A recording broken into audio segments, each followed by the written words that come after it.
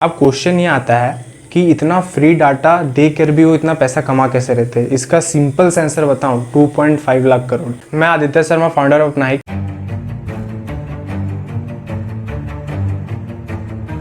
आज जानते हैं कि जियो जो इतना बड़ा बिजनेस मॉडल है वो अपना पैसा कैसे कमाता है, उसका स्ट्रेटेजी क्या था इतना बड़ा बिजनेस खड़ा करने के पीछे। एकदम शुरू से लेकर लास्ट तक समझेंगे क्या क्या हुआ। तो पहला शुरू करते हैं आइडिया कि मुकेश अंबानी जी को ये आइडिया कहाँ से आया कि मैं इतना बड़ा बिजनेस करूँगा।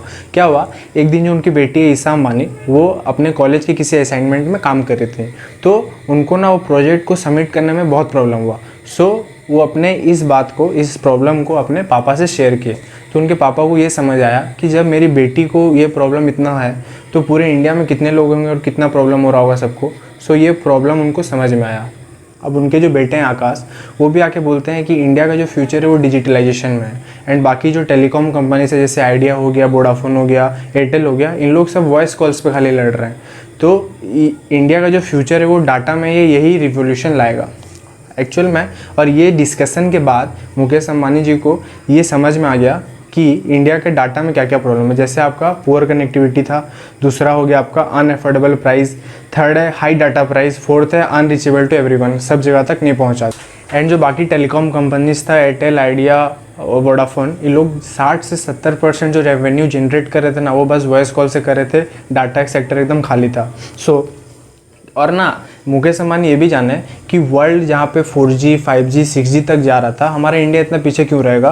और ये भी जानते थे कि जो टेलीकॉम कंपनी से बाकी वो लोग इतना भी स्ट्रॉन्ग नहीं है कि उनसे कम्पीट नहीं कर सकते, वो इजीली कम्पीट कर सकते थे। और ये ल्यूक्रेटिव बिजनेस था, इससे बहुत पैसा कमाया जा सकता था। और ये बात इनके दिमाग में आ गया था। अब क्या हुआ, 2010 में धीरूभाई अंबानी जी का डेथ हो गया। सो अनिल अंबानी और मुकेश अंबानी, इन दोनों के बीच में कुछ प्रॉब्लम की वजह से अलग हो गए। सो जो आरकॉम था यानी रिलायंस कम्युनिकेशन, वो चला गया था अनिल अंबानी के पास और एक नॉन कॉम्पीट एग्रीमेंट साइन हुआ था इन दोनों के बीच। उसमें ये लिखा हुआ था कि जो भाई, अगर एक भाई जो इंडस्ट्री में बिजनेस कर रहा है, दूसरा भाई उस इंडस्ट्री में बिजनेस करके उनको कॉम्पीट नहीं कर सकता है। तो सबसे पहले यहीं से स्टार्ट हुआ मुकेश अंबानी का बिजनेस। सबसे पहले कोर्ट के चक्कर लगा के जाके उसको कैंसिल करवाया, स्क्रैप करवाया उस एग्रीमेंट को, क्योंकि उनको टेलीकॉम कंपनी में एंट्री करना था। अब 2010 में 4G लाइसेंस का ऑक्शन हो रहा था।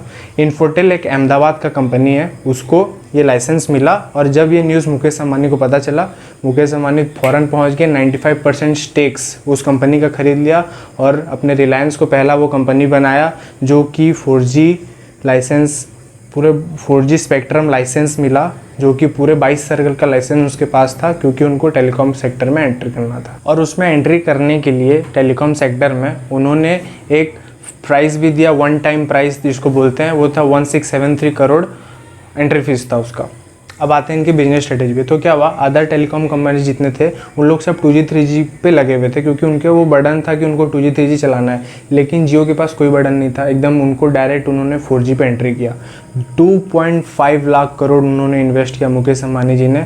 ऐसे ही तो क्या नहीं होगा, सब बोलेंगे 1.5 लाख करोड़ इन्वेस्ट हुआ है, लेकिन एक्चुअल में 2.5 लाख करोड़ इन्वेस्ट किया, क्योंकि उनको फाइबर ऑप्टिकल केबल लगाना था। अभी क्यों लगाया ये मैं आपको आगे चल के बताता हूँ। हुआ तो इनका स्टार्टिंग से स्ट्रेटेजी। फाइनली जियो लॉन्च हुआ 5 सितंबर 2016 को, ठीक ना। अब प्रॉब्लम ये था, सबसे बड़ा चैलेंज ये था कि पहले तो ये सोचे थे कि हमको सोचना एकदम कस्टमर के हिसाब से। इनका शुरू से ही मोटिव था कि मैं एकदम कस्टमर के हिसाब से सोचूंगा, उनके लिए काम करूंगा, ना कि अपना फ़ायदा देखूंगा। अदर टेलीकॉम कंपनी से अपना फ़ायदा देख रहे थे, अपने जेब में पैसा भर रहे थे। तो क्या हुआ, अब प्रॉब्लम ये था कि 130 करोड़ का जनता, 105 करोड़ के पास है फ़ोन, और उनमें से 10% सिर्फ 4G रखे थे।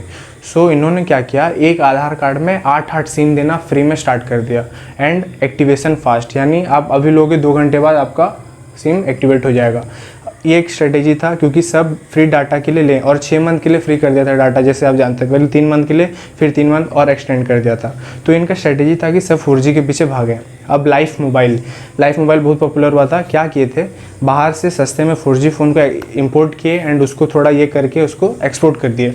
तो इससे क्या हुआ कि आपको वो बंदूक, हम सबको वो बंदूक खरीदवा दिए। इसको बोलते हैं बंदूक और गोली का स्ट्रेटेजी बोल सकते हो, या रेजर ब्लेड का स्ट्रेटेजी। यानी कि अब देखो, बंदूक खरीदवा दिया फ्री में, कम सस्ता में खरीदवा दिया, और गोली फ्री में दे दिया 6 महीना के लिए। अब क्या हुआ, आपको आदत लग गई, आप 6 महीना तक फ्रीली गोली चलाए। लेकिन जब आपको गोली खत्म होगा 6 महीना बाद, तो आपको तो पैसा दे के खरीदना पड़ेगा, और आपको आदत लग चुका है, आप बाउंड हो खरीदने का। तो ये उनका पहला स्ट्रेटेजी था, क्योंकि 4G फ़ोन्स था नहीं ना, तो उन्होंने सस्ते में 4G फ़ोन दिया ताकि इंडिया पूरा स्विच हो जाए 4G पे एंड जियो को ले ले। सोचो कितना बड़ा स्ट्रेटेजी लगाया।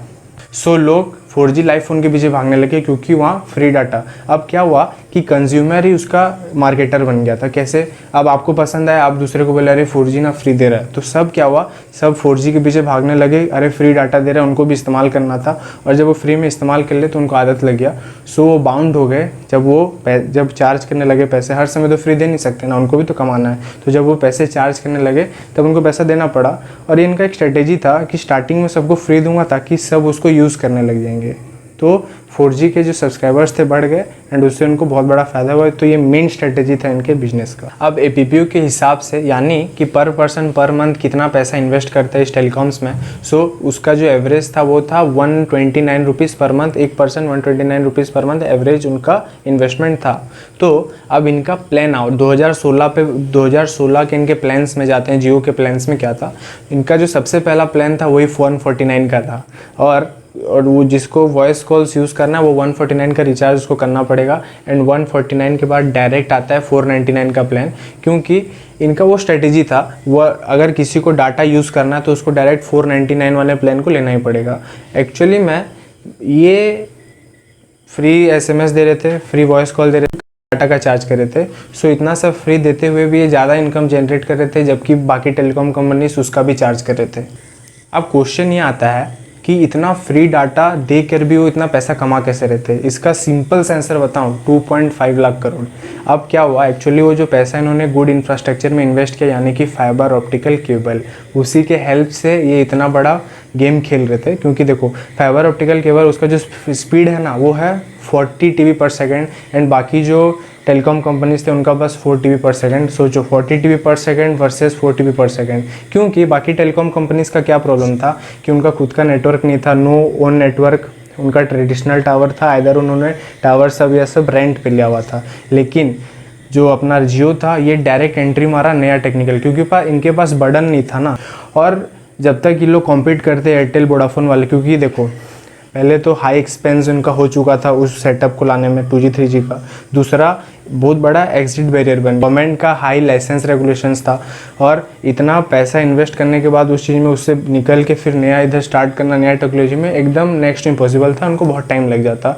और इसी चीज़ का फ़ायदा उठा लिया जियो, क्योंकि ये लास्ट मूवर था, नया टेक्नोलॉजी में एंट्री मारा। इनका सिंपल सा रूल ये था कि एक कस्टमर से 1000 रुपया कमाने से बेटर मैं 1000 कस्टमर से 10 या 100 रुपया कमाऊंगा। ये एक्चुअल में इनका जो प्राइस, मार्केटिंग प्राइस था ना, ये एक स्ट्रॉन्ग पॉइंट था कि उन्होंने प्राइस को ऐसा मार्केट किया था कि यही उनका स्ट्रॉन्ग पॉइंट था। 83 डेज़ में इनके सब्सक्राइबर थे 5 करोड़, एंड जनवरी 2021 में इनके सब्सक्राइबर हो गए 41 करोड़। देखो कितना बड़ा जंप मारा इन्होंने।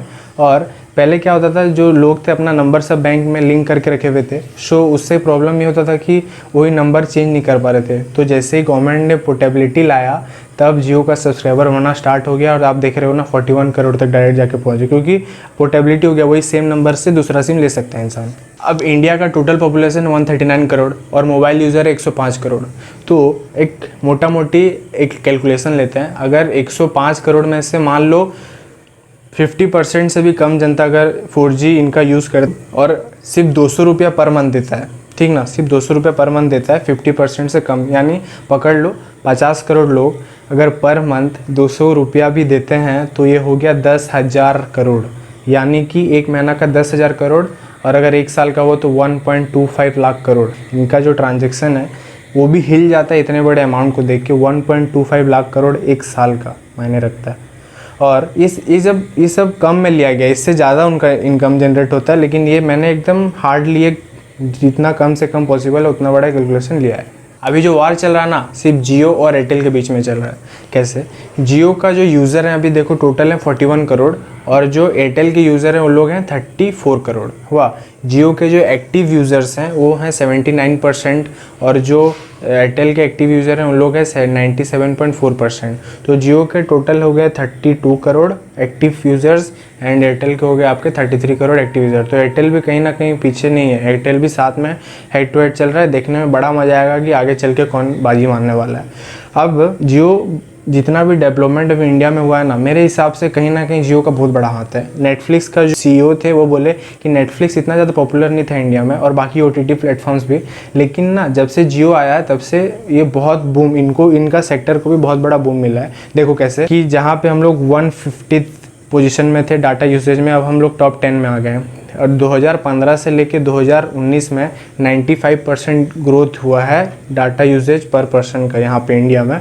एंड जो एवरेज यूसेज है डाटा का वो है 11.7 GB। समझ रहे हो? तो मतलब हमने चाइना, जर्मनी, इन लोगों को सबको पीछे छोड़ दिया। जियो ने पूरा एकदम हिस्ट्री क्रिएट कर दिया, रिवॉल्यूशन ला दिया। जियो इंडिया को इस टेक्नोलॉजी में कैसे अडॉप्ट करवा के इंडिया को टॉप में लाऊंगा, तो इनका मोटिव ये था, इसीलिए इतना बड़ा सक्सेस इनको मिला। अब जियो अपना बिजनेस को भी एक्सपांड कर रहा है, जैसे आपका नए ऐप्स आ गया, जैसे जियो आया वैसे नया ऐप्स, जियो मार्ट वगैरह बहुत कुछ खुल गया। अब ये लोग ये अपना बिजनेस को एक्सपांड करने में लगे हुए हैं and I am sure in लोग 5G 6G के लिए भी रेडी हैं, क्योंकि इन्होंने डायरेक्ट नया टेक्नोलॉजी में इन्वेस्ट कर दिया। इनको ओल्ड टेक्नोलॉजी का बर्डन था नहीं, अब इन लोग एकदम हर चीज़ के लिए रेडी है। अब आगे देखने में बहुत मज़ा आएगा कि एयरटेल और जियो कौन किसको हेड टू हेड टक्कर देता है। मेरे हिसाब से आप लोग जान गए होंगे कि इतना बड़ा स्ट्रेटेजी, कितना बड़ा गेम प्ले किया गया है इतने बड़े जियो को खड़े करने में, कितना स्ट्रेटेजी लगता है।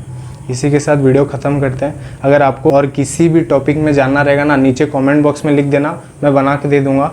और इतना बढ़िया स्ट्रेटेजी मेरे को नहीं लगता और कोई एक्सप्लेन किया रहेगा। एकदम आपको स्क्रैप से लेके एकदम लास्ट तक एक्सप्लेन किया हूँ। ऐसे बिजनेस मॉडल खड़ा हुआ है, ऐसे ही पैसा कमाता है जियो। इसी के साथ वीडियो ख़त्म करते हैं। जय हिंद।